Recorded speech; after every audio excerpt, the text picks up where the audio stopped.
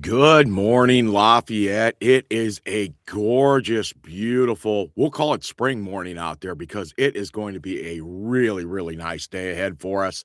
It is Free for All Friday. I am your host, Brian Burden, meteorologist, winter weather expert, old man, and just some dude who talks on the podcast. That's about all I am. Nothing special, but it is Free for All Friday. Got my robe on, got my Diet Dew right here. Got to show you the new cup. See if I can get it in front of the hold fast right there, right? Thessalonians, hold fast. I got to read it this way. To what is good, abstain from every form of evil. All right, there you go. I like that. I got that at your famous Rural King. If Rural King wants to sponsor the show, we're in for that. Come on, bring it on, Rural King. We got you. But what do you get on Free for All Fridays? Well, you get a little bit of everything. It's just a day to start. It's a day to kind of relax a little bit. We're still going to talk weather. We're still going to talk the exact things we always talk about. But this time, we're going to just relax a little bit about it. All right. So it's the same stuff. I like to have fun. You guys know that. Those of you who have seen me talk with me know me that one of my biggest things is cracking jokes and having fun. And some of that came from when I was in the Marine Corps, from some of the people that were in the Marine Corps with me that were great people. And they really kind of led me in a great way. And they were always enjoying themselves and having fun, despite being Marines and these tough Marines that we all were. And that's kind of exciting to hear that from people. And again, I'm kind of just like to have fun when I'm doing things. Like there was a ball game last night that didn't go too well. Actually, it went really well, but in the end, turned out to be a loss. And I'm still happy about it. Right? You got to be happy about it because a lot goes on. So here we are on Free for All Fridays. At least that's what I'm calling it, Free for All Fridays. You can call it what you wish. As for me and mine, I am calling it Free for All Friday. It is now said, it is now done. All right, let's get into it. Weather-wise, what are we talking about? Hopefully your Friday is good. I've been telling you for a week it's going to warm up. Let's see what happens. Let's look at our charts. We're going to I'm just really going to focus right in on them right away. We're going to click on Lafayette, Indiana weather. We're going to share it. There it is. This is the MSN screen. Those of you who are out in the know, who like the MSN screen, there it is. It's 35 degrees outside right now. There's only a wind of 3 miles an hour. I'm going to do my Harry Carey impression through the whole thing on Free for All Friday. I don't think so. That would probably ruin my voice, and you would get sick of it shortly, very quickly, too, I think. So, 35 degrees, a light wind right now. Visibility is unrestricted. Lots of sunshine, lots and lots of sunshine. It says we're getting up to 63 today. Remember what I said yesterday about we'd only hit 45 if the sun didn't come out, and we stayed in the cloud bank. That was a bad thing yesterday. We just could not get out of that cloud bank. It was about 100 miles wide, but it stretched, I don't know, a couple hundred miles, 300 miles, and almost the entire day we were in that cloud bank here in Lafayette. So that cost us a couple degrees at least. We'll see what the highs look like yesterday here shortly. But 63 today, looks like 50 maybe tomorrow and 36 on Sunday as we have a system moving through. And then next week's going to warm right back up again after Monday, Tuesday, and Wednesday being a little chilly. All right, so we've got a little bit of everything going on there on that front, at least as it is as of right now. I'm going to pan down to the bottom of the page and check this out real quick here. What was the official high yesterday out at the airport? So here we are today. This model says 64 for the high today. Let's see if we can get yesterday. Yesterday was the 26th, correct? There it is. The official daily high at the airport was 44. We were hoping for maybe 47 to 48. Remember that? And an outside chance of 50. But the sun never popped, never came out of those clouds. So the people around us who did get out of the clouds maybe saw that during the day yesterday. Meanwhile, the forecast just shows our cold that we had last week. It shows the big warm up that we had in the middle of the month after that huge cold we had in January and into December, or excuse me, December into February. And the forecast here kind of shows warm up, big warm up, one shot of cold, and then right back to a warm up. All right. So at least that's just generally looking at these charts. This chart here is at the bottom of the page. It shows you the average highs and lows. Here's your average lows, is this dotted dash line at the bottom. and the dotted dash line at the top is your average high. And for this year, for this day, this is February 27th, of course. The average daily high is 43, and the average daily low is still 25 degrees. And we didn't get near either one of those today. We're going to be way above those normals today. This morning, what did I just say the temperature was this morning? Look at I've forgotten already. And we were just looking at 35. So we're 5 to 10 degrees above normal already this morning. And we are going to be 20 degrees, close to 20 degrees above normal this afternoon, at least 15, 63 degrees. You can get out and do just about anything in that kind of weather. 63 in November feels a lot colder than 63 does in February. That is for sure. So let's go hit some of the cams out there first, real quick. Better hit that cancel. I started to hit the wrong thing there. Oh, woohoo! Look at my screen. I got all kinds of things popping on here. Uh-oh. Too many buttons. Hopefully you guys are still there. I'm just trying to change my page. There we go. I think I hit the actually the wrong button there on that one. See, weather.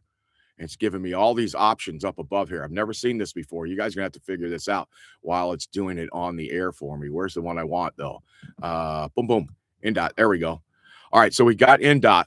Oh, I see. Does that allow me to do that and still change the page, and then you guys get to see it? Let's see if it comes up on the screen here for me shortly, because I have a delay in what I'm seeing and what you guys are seeing on there.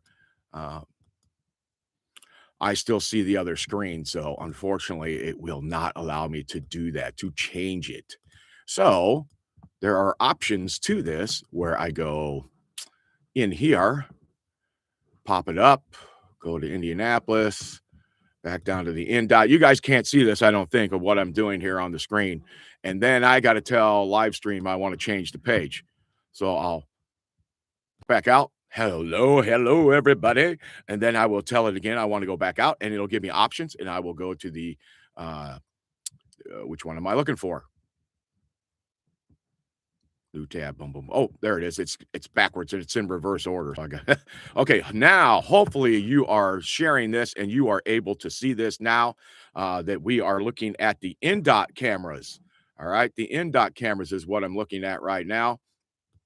And then hopefully you'll be able to see everything there. We're going to start way up north, all the way up there towards Rensselaer, Wolcott, Goodland, that kind of area. And we're going to click on the camera there for them, and we're going to show you the picture. Look at that gorgeous blue skies, some clouds way out on the horizon, a nice morning starting already to take shape. Then we're going to head to the south. I think this way goes south. There we go. Now we're into the 231 South Junction, heading and looking towards the south. The sun is behind us, so this looks like a really nice picture, actually looking towards the north. So the camera says north there, but up there it says the South Junction. All right. Then we are an hour on the State Road 18, and it looks gorgeous there. What a morning. Look at 43. Traffic looks pretty light so far this morning. Roads look dry. Everybody looks good. Now we're heading all the way over to State Road 26 after we just looked at 43. Man, it looks really nice. They do need to clean the screens off the cameras. Wouldn't that be nice? But they would have to do that constantly. That would be something they would always be up there doing. There's just too much going on around there. And then here we go down to State Road 28 down south into the Frankfort area. No snow on the ground anywhere. That's one thing we definitely could notice on that if you understand what I'm saying. And it looks like we are going to be high and dry, at least for the time being, when it comes to weather and whether we are going to get into anything or along those lines. All right. So we're looking pretty good, at least on that front. So now we're back out to me, and then I'm going to get ready to go to the pictures in the College of DuPage, right? We know what the College of DuPage is. College of DuPage is the place where I get most of my maps, and you can get these maps at a lot of the college. I think Purdue does too. I just like the College of DuPage colors. They're greens and blues. They fit my eye very well, and I think they do yours too. So that's why I use the College of DuPage. So I'm going to go into the College of DuPage page, weather page, and we're going to talk about that now as we that page and we talk about it. Now I'm going to talk about the big model, and I'm going to stand up and turn my light on to make sure I got enough light on this. All right, there we go at the same time. Look at that.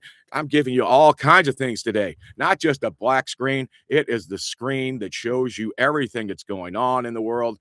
And I've also figured this out. You get a bit of a black screen for a while if I don't go onto the live stream and show it. Then once I show it, I can go back to the page and I can work on the page and you guys still see it. Why that happens, who knows? Let's take a look at satellite picture. It's going to look good, isn't it? No, I think so. Take a look at satellite picture. Popping out here. Come on, sat. Well, maybe not. Come on. Satellite picture. Satellite and radar. And I'm still waiting, patiently waiting. Are you guys waiting? We're all waiting. All right. Well, let's go to the model and see what happens first. We'll come back to satellite picture in a little bit. Something's up with the satellite picture on the page. It's not me this time. How could that be? All right. Let's go to precipitation type. Here we are this morning. Wow, look at this. There's nothing near us. You got to go way over to Carolinas to find anything on this chart at all. And we're going to go through the next 48 hours. I'm going to go pretty rapidly because there's not much to see here. You're going to see a lot of isobars cutting across right here. And remember that it's a light flow right now, but it is trying to come from the west or the southwest, which is going to be warmer for us. And Lafayette's right about here. Lafayette's right about here for those of you out there who are topographically what is that? Enhanced? No, that would be enhanced would be better. Challenged. There we go. If you have problems reading maps, Lafayette is right here. I told you it's going to be free for all Friday. We're going to talk about everything, even if you're challenged on maps. All right. So we watch the system. We keep seeing the isobars still pointed in this direction all day. This is all the way into 22Z, which is 5 o'clock this afternoon. Still no precipitation anywhere. I don't see anything out of the ordinary here popping through. A weak little trough tries to bump through. That's this little kink in the lines right here from that system to the north. And that may bring a few clouds, but it's not going to do anything else, it looks like, at this point. And then we continue on. We don't see anything through tomorrow morning. And remember, earlier in the week, we were talking about a system Saturday night into Sunday, and then another one Sunday night into Monday is where we developed into a bigger storm. And what have happened to those two? Because you're going to be surprised. Not much is what's happening. Here we are Saturday evening now at 21Z. We're getting close to the end of the run, and there's just nothing there. Now, I am a little worried about the fact that we see a bunch of snow up here and we see rain here, and look where Lafayette is. We're in the bubble in between. Will there be a shower or two associated with this tomorrow evening around 7 o'clock, 8 o'clock, 6, let's call it 6 to 8? I think there's still a possibility of a shower, but the model says, nope, going to miss us. The low's going to go right over us, but the low is not tapped into the moisture to the south. That's why you're only seeing very light scattered showers along the cold front and along the system itself. It just never tapped into the moisture coming up from the Gulf of America. And then it just goes on by, starts to pick up a little bit of steam, but doesn't too much, and then tries to throw some lake effect flurries down into LaPorte County and over towards South Bend, anywhere from basically the state line over to South Bend and just to the east of them. Could see some of this lake effect snow. It'll be just cold enough Sunday morning for that. That could bring us some cloud cover. And of course, because it comes so far south, we could get a couple flurries because it'll be chilly Sunday morning. But generally speaking, doesn't look like we're going to get much out of that system at all. So that's your next 48 hours, high and dry. But what does that mean temperature-wise? Let's go temperature-wise to it. And let's go back to our today. Here we are this morning. We're in the 30s, right? Let's go to 15Z. It's 10 o'clock in the morning. It says we should already be popping back up to 44. So it says at how accurate is it? It said 36. I think we were showing 37, were we not? So there we go on that front. So it was only a degree off. It says 44, 49, 52, 56. Bam. By 21Z, which is now 4 o'clock, it should be 60 degrees. And then it hangs right in there, 60 degrees or so. And remember a couple days ago when we first started talking this warmth, it's Friday now, the days kind of blend into each other and I lose track of which day is what. It was showing like 55 to 57. And I kept telling you, look out, we'll probably hit 60, especially if the sun comes out. All right. And there you go. Here we are. Now it is Friday, and Friday is forecasting for 60 degrees outside. Very nice warm day on tap. Doesn't get very cold overnight, right? But remember, there's some chances once that front goes through that we bring in and we re-enhance the cold, and it just falls to about the freezing mark. for us. That's why a little bit of this lake effect stuff could pop just a flurry or two in tomorrow morning. I know folks coming into my church come from up north. Maybe they run into something there as they come down to church in the morning. Corey, maybe you guys will run into a flurry or two, but generally speaking, most of it's high and dry. And then we start to warm back right back up tomorrow, but not quite. Yes, there we go. I didn't wasn't sure if it was going to show 60 or not. Does show 60. Here's the second the low we were talking about approaching for that system for tomorrow night, the one that's going to have the bubble where we're in between. And I'm still leery that we still might get some snow showers out of that. I was jumping ahead, wasn't I, on the Friday morning? There we go. And then temperature wise, and then it drops off. So we hit 60 again tomorrow, right? There comes the cold shot for Saturday night into Sunday morning. Hence, the temperatures coming off of the lake being chilly and cold enough to support some flurries on Sunday morning. When I was back here, I was talking about the overnight tonight, right? So this will be tomorrow morning, Saturday morning. Getting my days mixed up. It is free for all Friday. You're going to have that happen from time to time. Is I am on the air drunk on Diet Mountain Dew. That is it. Yep. All right. So there's your temperatures there. All right. So now let's go out a little farther. That's our first 2 days. Pretty quiet. Mixture of mostly sunny skies, a few clouds here and there. And then we're going to have a weak little system bump through tomorrow night into Sunday, which could bring us some flurries maybe Friday morning. I've already seen charts from last night where guys were pushing out 3 inches of snow, 1 to 3 inches of snow. Now, that being said, the models earlier in the week did still show snow for Monday morning for us. Sunday night, that would be overnight is when it mainly was. So by on the ground Monday morning, there'd be snowfall on there. But the models, again, are now suppressing this farther to the south. So let's see what it looks like on those maps real quick. Actually, let's go pop back to wind gusts real fast. Lafayette's right here. All right. Move the chart a little bit. Right there's Lafayette. Here we are this morning. Very light winds. Not too bad. 14, 15. That little weak trough comes through this afternoon, right? And so we try to pick up our winds just a little bit, but not too bad. In the 20s isn't too much for wind speed. At least it's not 30s or 40s. Then it gets quiet tomorrow during the day for a bit for winds, and then starts to pick up into the evening hours as that next system starts to approach, and we start to see some 20s and 30s again overnight, Saturday night into Sunday. And nothing that warning-wise level, but definitely some ins and outs, especially in your afternoons. Now, remember when it starts to warm up and we get to the case where we start to warm up the atmosphere, generally in the afternoon, the winds are stronger than they are in the morning hours. And that's pretty much just about everywhere on that front. All right, so let's change models now. Let's go back to precipitation. Boom, boom, boom, winter. There we go, precipitation. Now let's go over to the NAM. It goes out a little farther, but let's see how it reacts to this. Now it's only 53% done, so we're at least on this run. So let's see what it does. And do we get the same effects with that approaching system that we did with the other one? All right, so here we are time-wise. We are right at 18Z on Saturday. So this is tomorrow evening, right? Didn't show anything overnight tonight. And then see, it has a few more sprinkles and some light showers mixed in with it right now.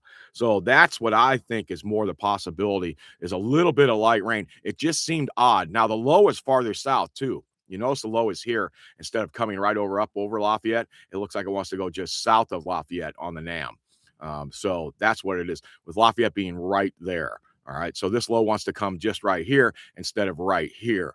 But there is moisture and there is precipitation, some very light showers tomorrow evening at around 10 o'clock. Let's see. First chance is right there. That's 6 p.m., 7 p.m. And now that would be 10 p.m. So somewhere between 7 and 10, you got a shower moving through the area, and then it kind of moves on. There you go. The low continues to move on, and then maybe on the backside, this NAM hasn't gone out far enough to show us that yet.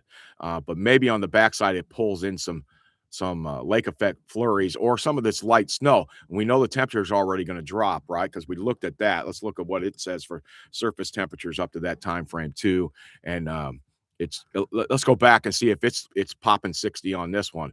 54, 58. All right, so 58, but it's a 3-hour spread, right? So it easily could see 58 in between 60 in there. Very up there's a 59. All these temperatures are real close to Lafayette right now. This is 4 o'clock, right? So it still could be in the next hour getting up to 60. Very close on the numbers there. Tonight it says it'll drop back out down into around 30. So 30 to 32 tonight. And then tomorrow we rebound. It does not get us, but look at that, does not get us back up to 60. It gets us into the 50s. So it's fighting the battle between the two systems coming in, and it doesn't quite have the warm front to us yet at that point.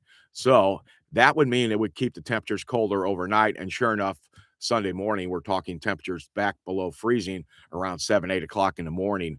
And then we'll see this angle is not conducive to get us lake effect flurries. But in another hour or two, it may shift this way. You notice all the winds here are southerly. They're still southerly here too.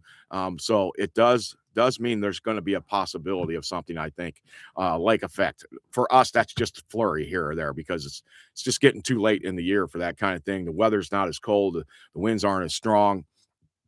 Nothing more than a flurry on that front, at least is the way it looks right now. All right, so that's the NAM. All right, that's the NAM with the temperatures and where the precipitation was for that. Let's go out to the European model, and it's going to go back to the 06Z run and see what it says for temperatures for us. Of course, it says today 61. There you go. Got that. 61. Tonight, dropping off right around 30 again. Tomorrow rebounds. It does look at, we're just on the verge of getting into the 60s. So the HER, which is the closer model with more data and goes by the hourly one, says we will hit 60 again tomorrow. But the other models are saying we're going to be around 50. So, but you can see how close of this whole look at 30s are still right there up near Lake Michigan tomorrow in the afternoon, and 60s are at Terre Haute.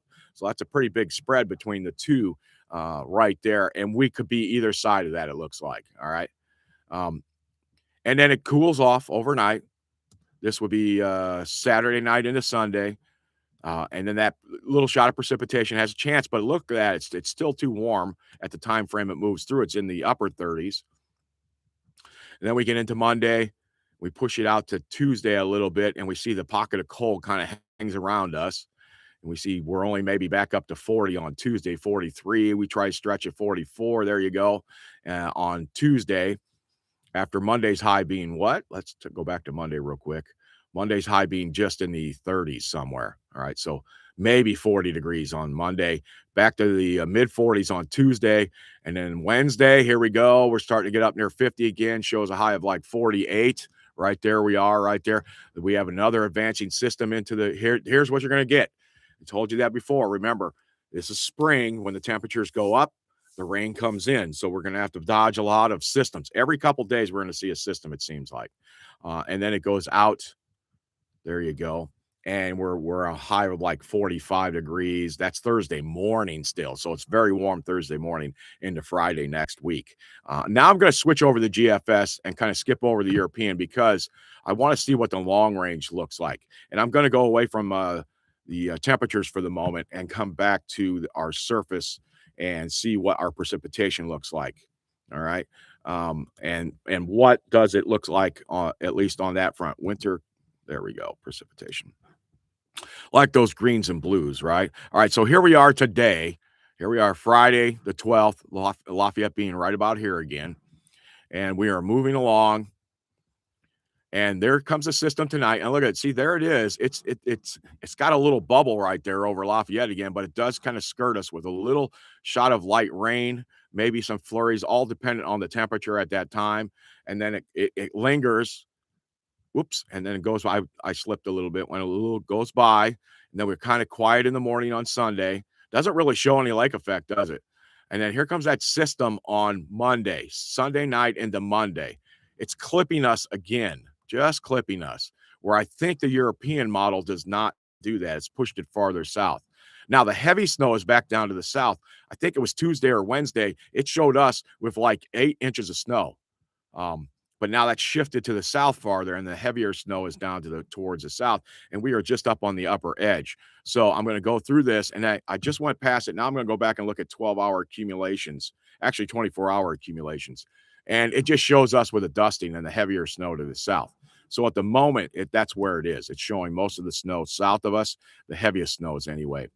And then we keep moving forward and watch what happens. We're going to start to get into these strings. Here we are, Monday night into Tuesday, rain in and out, more rain on Tuesday into Wednesday. Look at this.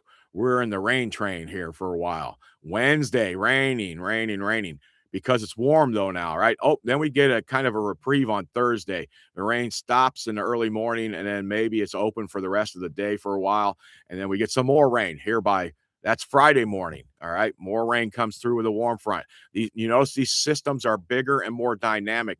There's more moisture. They're coming from the southwest or the west. They're not diving in from the northwest, which is where our cold comes from this time of the year. So we're getting lots of rain with with these models, and we seem to be pretty much in the rain conveyor belt. Here I am, all the way out to next Saturday night into Sunday morning. It does clear out a little bit. Then it rebounds, and we start to see something Sunday night into Monday. Nothing major there, but here comes another system now arcing around the north of us at this time for a couple days there next Monday and Tuesday. Uh, Not this Monday and Tuesday coming up. We're talking the 10th of March now, so we're getting way out there. But notice rain, rain. And did I say there's going to be more rain? I mean, we're talking like every day, every other day. The chances of rain will be in the forecast for a while. Then a shot of cold come in way late out on 13 March. 13 March. And as that system brings in the cold air, it brings in a little bit of snow. What does it do for snow for us during that time frame? It gives us just a dusting. That's okay. It doesn't look much, but it's also 2 weeks out. So don't fret too much over this. This could easily change. And then it continues on with some more rain, but in a mixture there for a couple days. So we have a short cold period there in the middle of March, way out around the 13th, 2 weeks from today. Otherwise, looks like all the temperatures are going to be above normal, and lots of precipitation in there. So I'm going to go back to the surface temperatures and let's check that out real quick here. And we'll come back here to the beginning and we see the warmth that's in here. There we go, warm. And I'm going to go day by day here. Now we're talking Friday. This is Friday night, right around midnight, 1 o'clock in the morning, Saturday morning. Look how warm. It's still 40s. Does drop to the 30s Saturday morning, but then it pops right back up, and it's just kind of same thing as the other, the European model. It doesn't quite want to scratch its temperatures all the way up there. All right, so let's see what happens after Monday and Tuesday. We know Monday that we've got that system. It kind of knocks things down for a day or two, but we still try to get up to near 50 on Tuesday. And then we'll get to you're going to hit 50 easy. You might hit 60 on Wednesday. It'll be close. It shows 58 right there in the evening hours. That's in the evening hours. Actually, that's 10 o'clock in the evening on Thursday. That would be Wednesday. Man, I'm getting my days mixed up. Sorry about that, guys. Wednesday evening, you may see a temperature somewhere around 60 degrees. And then Thursday, in comes some cold with a little system going by. We kind of moderate our temperatures before the big warm up comes up. And there it is. Now we're into the 60s by Friday into Saturday. We're into the 60s again on Saturday, lots of 50s and 40s and 60s again on the following Monday. So now we're a week out. We're getting very warm temperatures. March 9th, there we are, 75 degrees. It's showing us. Woohoo! Man, are we going to hit 80 in any of these days? We'll have to see on that as we get closer. 75, 72 on the Wednesday. Then we get another 70 degree. And then remember, 2 weeks out, there's a quick shot of cold. There it is right there at the end with that system. All right. So that is a lot to talk about right there. There is definitely a mixture of plenty of warm temperatures for us over the next 2 weeks. One big shot of cold doesn't mean it won't be some chilly mornings, right? Because we are still in that time of the year where you can have chilly mornings and very, very warm afternoons. That is a strong possibility on that. Let me see if I can get the satellite to pop up yet. Has it popped up yet? Oh, I see what it did. It moved it over. Now, the question is it going to be seen, or do I got to go tell it to come look at it? I got to tell it to come look at it because I changed the page, didn't I? All right. So let me go over here to the live stream. Yeah, I am going to pop out and say hi. Hi. Now I'm going to go back in, tell it I want to do that. And now I got to go back to the radar. There we go. Bam. All right. I got to figure the OBS thing out, figure it out so that I don't have to do that every time. All right. That's time consuming. It takes away from you guys and your time in case you're just popping in to see what the weather's like, right? All right, so I'm going to go to the day cloud phase, and I'm going to zoom in a little bit because look at this. There is nothing happening across the country. Matter of fact, let's go to the infrared. Look at this. There's some showers over the Carolinas. There might be some light snow over the northern Rockies. Otherwise, the rest of the country is high and dry, and we are right in the middle of it. We are looking good there. Let me run the loop for you. There you go. Changing the loop. And you can see how it runs through there, right? And there's just nothing there. Now, I see these high wispy clouds coming in, right? This is your cirrus way up here. Might make for some pretty pictures this evening, right? If some of this holds together. Looks like it's drying as it's banging into this big area of high pressure, which is over the central portion of the United States right now. And so as the cirrus clouds come in tonight, you might get some really good pictures. Oh man, I'm bummed. Look at, there is a cloud deck right there. That is exactly what happened to us yesterday, but it's not as thick. Let's zoom in a little closer. And right here, look at that.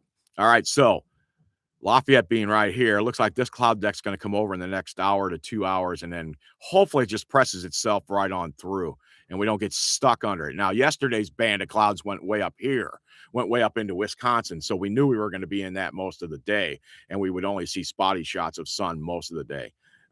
But there's a little batch right there. We'll keep an eye on that. It'll probably pop up on the cameras here in the next hour or so up near Rensselaer and stuff. Lafayette being right here. Okay. Otherwise, it's pretty much clear around us. Now, if I switch over to the day cloud phase chart, and we can kind of see this here. I'll stop it on the last one. So this is more of a visual, but it gives us a color enhancement. The ground gives it kind of some blues. You can see snow still on the ground up near the lake in places. It's even melted around those places, but they're very thick and heavy around Benton Harbor, back down towards Michigan City, that kind of thing. Back up towards Traverse City's way up to the north, but no snow on the ground anywhere else. Some low clouds here and there. There's that batch of clouds right there that we're going to watch. Watch, that thing's going to rumble right over Lafayette for an hour or two, and then hopefully it just keeps moving off towards the east. And then there's the high clouds coming in from the northwest, and might make for a pretty picture this evening. They'll be into the area here in the next couple hours by noon or so, and we'll see those come through. So that's where your satellite looks like that right now. I'm going to pop out to the radar real quick. Let's look at the mosaic radar. So there we are. We'll put it into motion too, so you can see it. And you don't see anything. You see what all the stuff that you're seeing on here is just clutter to the radar. It's just clutter. There's nothing out there right now. So we look pretty good on that front. So let's go out and look at the entire continent. Remember, I said there was not much. There it is. The Carolinas, Georgia, Alabama have the only rain. The rest of the country is high and dry and looking pretty good at the moment. Not a bad deal. Not a bad deal. It is 9:33 this morning. I'm going to get some of these tabs off of here so I don't have to mess with them. All right. All right, so there it is. Looks pretty good. We're high and dry. We're going to pop back out. I'm going to say hi to you again. Hello, everybody, while I set up the next little screen. Temperature-wise right now, it's 37 degrees. It just changed 3 miles an hour for your winds, which means your wind chill is a whopping 35 right now. It says feels like 52 with the sunny. I don't know where. See, that's why you can't trust this data from the computers. There's no way it feels like 52. It probably does feel warm if you don't have any wind on you, though. It feels warmer than 37, even though there's a little small wind chill out there. You're probably feeling 40, 45 anyway. And you probably feel even better and you're excited because there's sun on you right now, right? So that's one of those things that you definitely might have and you might be talking about in your mind anyway. So that's the way it is right now.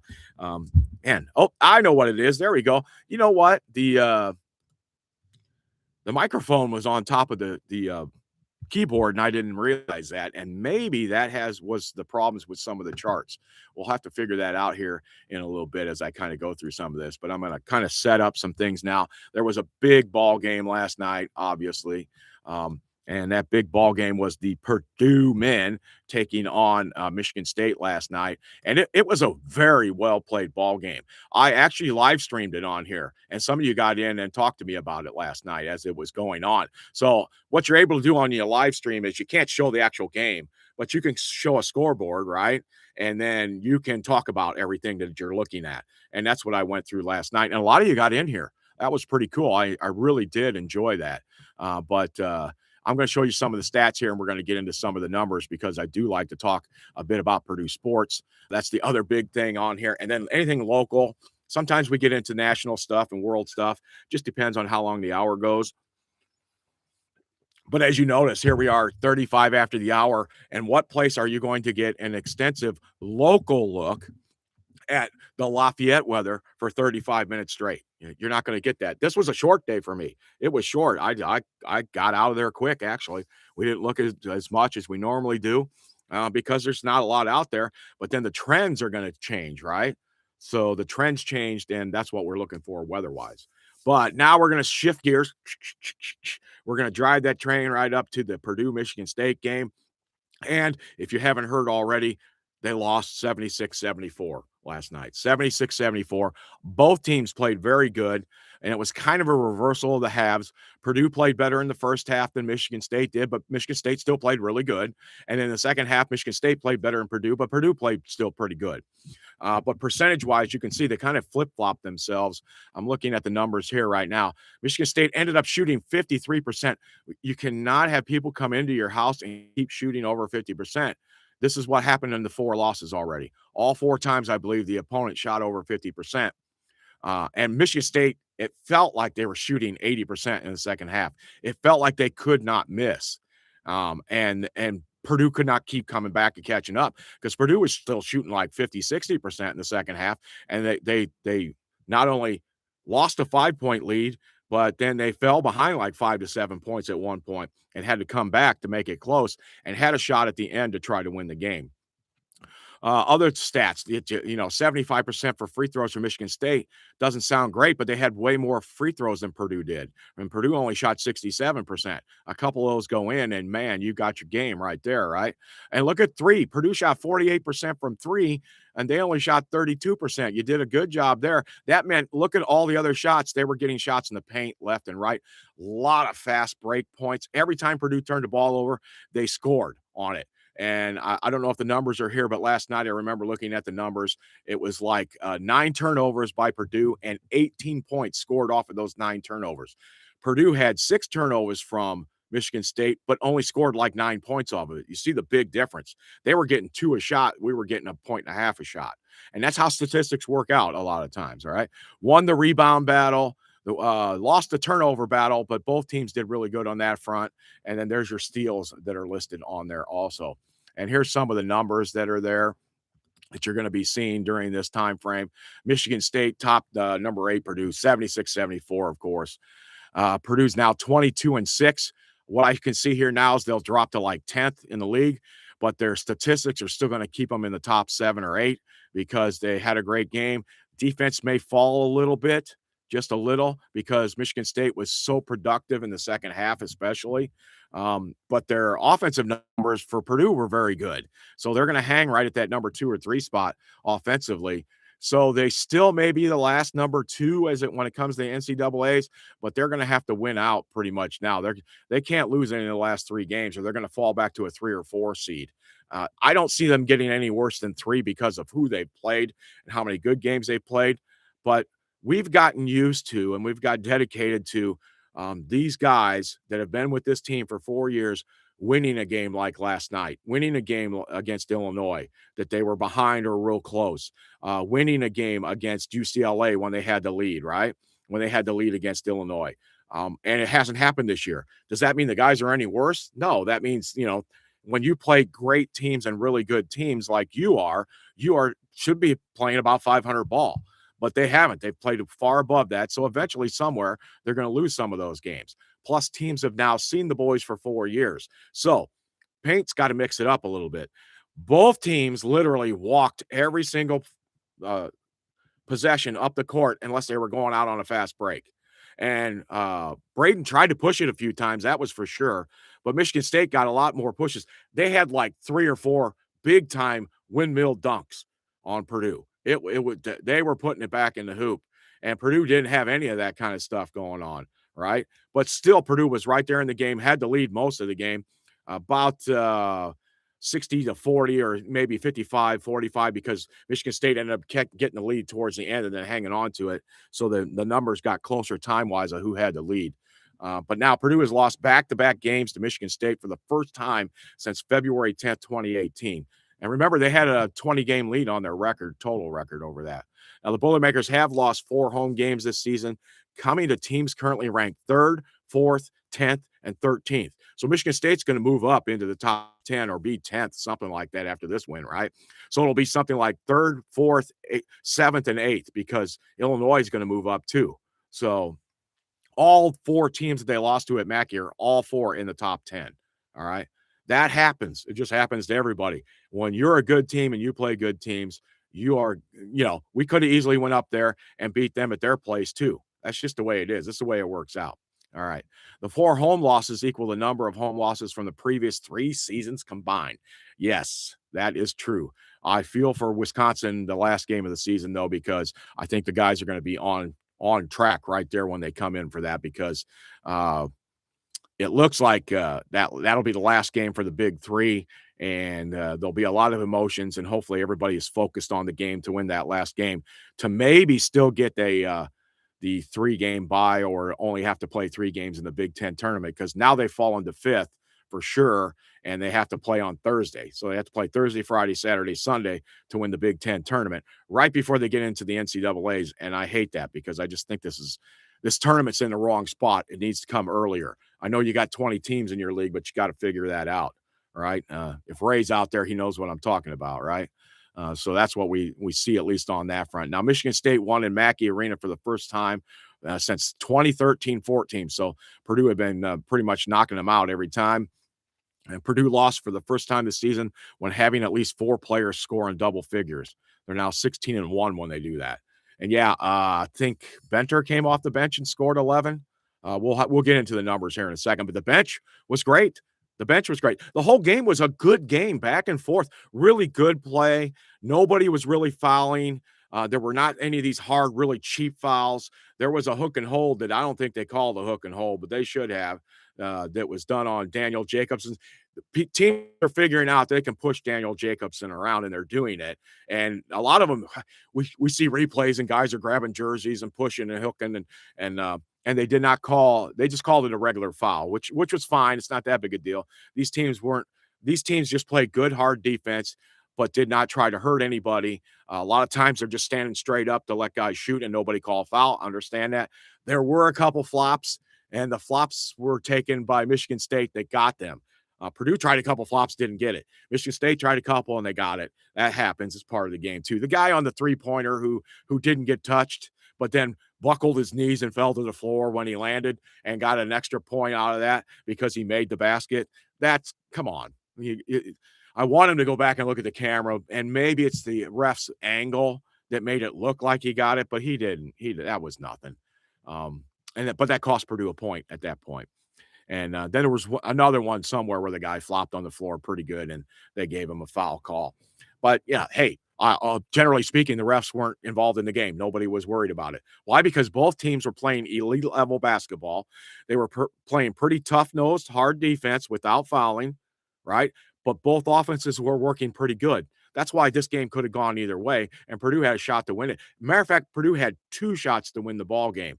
They had a shot with Trey Kaufman-Renn in the paint with like 8 or 9 seconds to go, and he just missed it. They got the rebound. They fouled him. He missed the free throw. Purdue came down, wandered down. That was the one play. Fletch was wandering around trying to find something. You couldn't figure. And then they called a timeout with 3 seconds just as Fletch was starting to get the roll to go to the bucket. And that would have been interesting to see him try to go in there and get the layup. And guys trying to hack at him, because that probably would have tied the game up if they fouled him or he made the bucket or made the bucket and got the foul. They could have won the game with 3 seconds. Well, actually, it would have been with like 1 second left because he would have scored with about 1. But he looked very haphazard and lost as he was coming down the court, and they didn't look. So then they get this play. I guess they're going to try to swing it into Braden, who's supposed to gun it down to TKR, who's going to quickly turn and score the basket. Unfortunately, the guy was all over TKR, So Braden threw up a desperation three from way out, and it just hit the back rim and the backboard, and it didn't have a chance of really going in. When it left his hand, it didn't look bad, but then you could see it was slightly off from the back end shot from behind him, and he missed it. All right, so let's see. What else happened? Purdue shot 49% from the field and 48% from three-point range while out rebounding the Spartans with only 9 turnovers. And Purdue had never lost under Matt Painter when making at least 12 three-pointers, out rebounding its opponent and having single-digit turnovers. That kind of thing's going to happen. Just is. It's part of basketball. Braden Smith became the 5th player in NCAA history to surpass 1,000 career assists. That is awesome. Now has 1,004 because he had 10 yesterday. He needs the 4 assists to pass LIU's Brooklyn's Jason Brickman into 4th on the career assist list. And Smith tallied his 25th, 25th point assist double-double of the season. So he had 12 points, 10 assists, but he had 7 in the first half. That's how good Purdue played in the first half, and they still only had a 3-point lead because Michigan State was playing good too. And he now has 36 career 10-assist games. That is tied for 3rd most in NCAA history. Only Chris Corchini and Jason Brickman have more than him. So, and he may break that by the end of the season. It doesn't show their numbers on there. Jack Benner, that is who scored 11 off the bench. He had a couple big threes, most for him since having 20 points against Kent State back in December. And his 11 points were his most in the Big Ten Conference game. And he was in the game at the end of the game to play defense. So that was, that kind of shows where we're worried about defense and trying to stop the other guys from scoring. Omer Meyer came off the bench. He hit 2 threes, and he was he's now 22 of 46 from 3-point range in Big Ten games. He had his slump back in December in the non-com where he wasn't hitting that well. And then here's the little story run that was written up by does it say who it was? It doesn't say who it was written up by.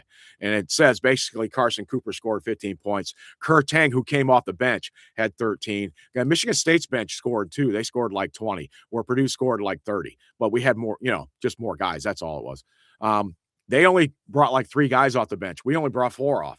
So both teams kind of set into what they're going to be doing. All right. So Jeremy Fears Jr., who was kind of going up against what we would call the battle of the 2 point guards. Jeremy Fears had 12 points. Cohen Carr had 11. So both point guards scored 12 points, but it looks like Braden won the battle of the not turnovers, but the assist with 10. And I think Fears had like 5. It's not like he had a bad game, but Fears is the leader in the country right now, and Smith is number 2. But of course, career-wise, Smith is the one, becoming the 5th player in Division I to reach 1,000 career assists. And after Smith's 2 free throws closed the deficit to 66-64 in this game with 5:48 left, the Spartans responded with a 6-0 run. So Purdue was down 74-67. Smith hit a 2-pointer, a driving layup, made it 74-72. And really, it ended up 76-74. And in 2 minutes, both teams only scored a bucket. They both had chances. Trey Kaufman-Renn missed one near the end. It just didn't quite go the way you wanted it to. Here's some of the box score. I'll show you that real quick. All right. Get the screen up here. All right, so here's the score, box score itself. Kind of shows you playing minutes all the way down to the second here. You can see Trey Kaufman-Renn was in for 33. Braden was in for 37. He sat a little bit. I think he got 2 fouls at one point, and so he sat him. He got 10 assists. Jeremy Fears got 6 assists. He averages 9. And though, again, they're the number 1 and 2 guys in the country. But look at the plus-minus times right here. When Daniel Jacobson and Jakari Harris were in, Purdue was minus 11. Everybody else, it was positive points. And look at Michigan State's. They only had a few guys that were in the negatives, too, when they were in the ball game. And everybody else was positive points. So precursor to a good game is good shooting. Both teams, Michigan State made 29 shots. Purdue made 28. 3-pointers. Purdue made 12. They made 6. You should win that game when that kind of thing happens, unless you do something really, really bad. And they didn't do anything really bad. They just played just as good as the other team. And the other one is, look at this, 12-6 at your free throw line, and you lost by 2. All right. Rebounds. You win the rebounds, 27-25. You even get 8 offensive rebounds. Fouls were pretty much same. 13 or 15. What's the assists? There we go. 23 and a 15. Win that battle. You do have more turnovers. Steals 6-3 there. So they won that battle on that front. And blocks, it was 3-1 and Purdue won that. So totals there were not good. So that's you kind of see the points too. Where was the guy who did the best? Okay, total points. They had 4. They had a guy who scored 11. That was Carr. They had a guy who in Carson Cooper scored 15. That was their leading scorer. Jeremy Fears had 12. Kurt Tongue had 13. Cameron Ward also came off the bench. So their bench scored 21.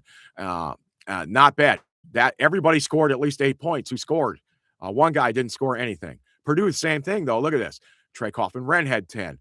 Clough had 10. He had those all in the first half. He was 5 of 6. He went 0 for 3 in the second half. And then Trey Kaufman-Renn was 4 for 8, and I think he missed his last 2 shots also. So it's just the way basketball is, guys. CJ Cox only scored 6, was in for 20 minutes. Jakari was in.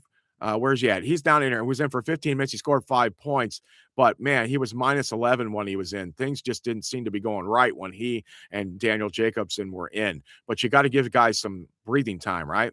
Okay, so Fletch only scored 8. The man only took 7 shots. He needs to take 10 3-pointers, not just 7 shots total. This is the guy who will set the moniker of what's going on, right? It might be him one day. It might be Trey Kaufman-Renn one day, and maybe Braden Smith one day, and occasionally it's CJ Cox. But Fletcher Lawyer needs to take 10 3-pointers a game. We've said it and said it and said it. When he takes 10 3-pointers in a game, they don't lose because he makes 4 of them. Every time he's made 4 3-pointers in a game, they have never lost. Never lost when he makes 4 3-pointers. But if you're only taking 7 shots and you're only making 3 of them and you're out there for 32 minutes with one rebound, how many assists? He did have 4 assists. That's a big 4-assist game for him. And you're -2 while you're out there. You're not helping much. We need help from Fletch. Come on, let him. And it's not Fletch. Just get him some shots. Get him some open looks, right? I think he passed up on a couple last night too, myself. So that's a little on Fletch. Maybe the play was specifically for somebody else, but he was just wide open and he passed up on it. But I got to get Fletch going. And you're seeing it. The national guys are talking about it now too. Fletch could be the key. If Fletch is on during the NCAAs and he goes off and scores 4 or 5 a game from 3-point range, this team goes right to the national championship because that opens up everything for everybody else. But if they lock down Fletch, now they only got to worry about Braden and Trey. Well, Trey's going to get double teamed every time he comes to the post. Now you're back to just Braden. You see how this works pretty easy? You smother Fletcher Lawyer. When Trey gets the ball, you double team him. When Oscar gets the ball, you can double team from the opposite side because you got Trey and Oscar in at the same time. So Oscar's guy folds off down to Trey, right? And if Trey can't get Oscar the ball, and Trey does good at getting assists. Look at that. He had 7 this game. 7 assists from Trey, right? 10 points, 7 assists, and how many rebounds? He had 6 rebounds. Well, not a spectacular game, but a really, really good game from Trey. He was +7 when he was in there. It was +7 when CJ was in there. It was at least 0 when Braden was in there, but it was -2 when Fletch was in. All right. So numbers are numbers. They don't change, but they also vary at times from the norm. Today was pretty much a normal game for both games, and one team ended up in the end being ahead. If that game went on another 5 or 10 minutes, Purdue may have just kind of swelled back and took the lead and ended up winning by 2 later. That's the way it was. It went exactly like I expected. It was going to be a 2 or 3-point game. I thought Purdue would edge it out because they were at home. If you took Michigan State in the 7.5 points, you probably were doing a smart thing on that front. All right. Biggest lead by either team, 8 for Michigan State, 7 by Purdue. Best scoring run, 10 by Michigan State. And Purdue had its own 9-point scoring run. That was at the beginning of the game when they got to the 7-point lead. And then right after that came the 10-point. And then it was just back and forth after that. And it looks like Michigan State did edge out Purdue with the time of the lead, 18:48 to 17:54 by the time it was said and done. So that whole second half, they seemed to have the lead, and it kind of reversed itself. And here's the big one. Points from turnovers, 19 for Michigan State, 5 for Purdue. That was it. Scoring in the paint, 40. They scored 40 in the paint. We scored 32, and we got these 2 big-time scorers down there, right? They scored 40 in the paint. That's probably the highest all season we've had, I would think. We did go with second chance points. We did get 16. Fast breaks, they got 10, and 4 of those were windmill dunks because the guy was way out in front of everybody. Nobody could catch him. All right. And we did outscore on the bench 28-21. So you got good numbers there. Um, and then you can see in the first half, they shot 48%, and they jumped to 57 in the second. We did 54 in the first and dropped to 44 in the second. And there is your difference in your ball game. That's why they took over the lead right there. One of the reasons, anyway, right? Still, good shooting. Good shooting from both teams. Good everything from both teams. Um, man, you can't complain about much of anything in this game from either team other than you wish you'd have won the ball game. That's about it. A really good ball game from both teams, and it's exciting. All right. So let me pop up some other things real quick here. I did want to hit let's just go back to the weather. All right. Let's see. MSM. It is 5 minutes to the hour. It is February 27th on Free for All Fridays. It is now 40 degrees outside. Let me swap out charts. We're going to go this way. Hello, everybody. Now let's go back and tell it to share it and then tell it to go to the Lafayette one. All right, there we go. All right, here you are, guys. I'm going to have to keep doing that until I get OBS fixed. We are now up to 40 degrees, a light wind, and look at the direction out of the southwest. That's good news. On our way into the 60s today. Get out and about, folks. Mostly sunny skies. There is a little batch of clouds that may pass through us in the next couple hours, probably here in the next hour to 2 hours, and then take a couple hours to pass through, and then we'll clear out again into the afternoon. Hopefully it doesn't stall out over us. It shouldn't, but we'll see what happens there. And then a little cooler tomorrow. Now it's saying 50. I still think we're going to be somewhere in the upper 50s to 60, possibly tomorrow. And then cooling off on Sunday, Monday, and then starting to warm back up on Tuesday to Wednesday to a very warm end of the week again next week. And then we start getting into a routine of, yes, very nice warm temperatures for this time of the year, but rain every couple days, every day, every 2 days, 3 days, every 18 hours. It's going to be lots of rain in and out. We saw that on the extended forecast, and that's the give and take of warming up. Especially in February going into March. As you warm up, you're going to get those periods of rain. All right. And that may make it a little harder on some of the farmers. That being said, we've been in a drought for several years now here in Lafayette, and we could use some of the rain to get into the ground just to grab that moisture and get it back in there like you would like to see. So that's what we're looking at least on that front with that. And I realized I had to come back out, and here you guys are. 63 today, 50 tomorrow. 36 on Sunday and 40 on Monday. Man, what a day it is going to be. What a weekend.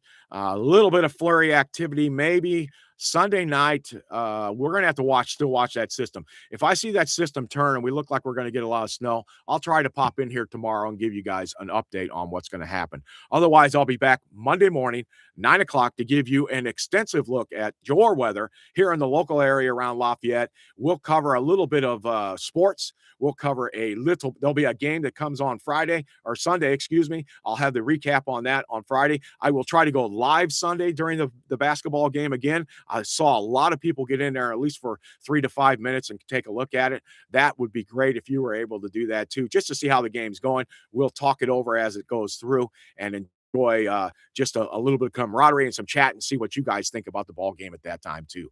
Right now, have a great weekend. It's been great talking to you. I'm Brian Burton. We'll see you Monday morning.